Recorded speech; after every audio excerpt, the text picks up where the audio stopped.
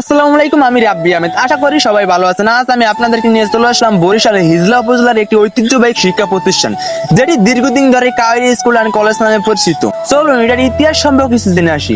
1940 সালে এলাকার বিশিষ্ট ব্যক্তি শ্রীমন্ত বৈদ্য মাত্র 5 জন শিক্ষার্থী নিয়ে এই প্রতিষ্ঠানটি শুরু করেন। শুরুতে এটি একটি মাধ্যমিক বিদ্যালয় হিসেবে যাত্রা করলেও আস্তে আস্তে শিক্ষার্থীদের সংখ্যা বাড়তে থাকে এবং এটি এলাকার প্রধান শিক্ষা প্রতিষ্ঠান হিসেবে পরিণত হয়।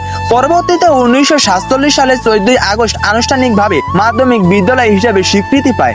বিদ্যালয়টি শিক্ষার মান উন্নয়ন করার পেছনে প্রধান শিক্ষক রাধিকা চন্দ্র এবং শুরুর দিকে নিখিল চন্দ্র চ্যাটার্জি ও হাসান মাহমুদ শিকদার উল্লেখযোগ্য। তাদের আন্তরিক ও প্রচেষ্টায় বিদ্যালয়টি দ্রুত চারদিকে সুনাম অর্জন করে। সময়ের সাথে সাথে এখানে শিক্ষার্থীদের সংখ্যা আরো অনেক বেড়ে যায়। এলাকার ছেলে মেয়েদের উচ্চ শিক্ষার পথ সহজ করতে পরবর্তীতে এখানে কলেজ শাখা চালু করা হয়। তখন থেকে প্রতিষ্ঠানটি কাওয়াইরি স্কুল অ্যান্ড কলেজ নামে পরিচিত লাভ করে। এর ফলে শিক্ষার্থীরা এসএসসি পাস করার পরে নিজ এলাকায় এসএসসি পড়ার দারুণ সুযোগ পাচ্ছে।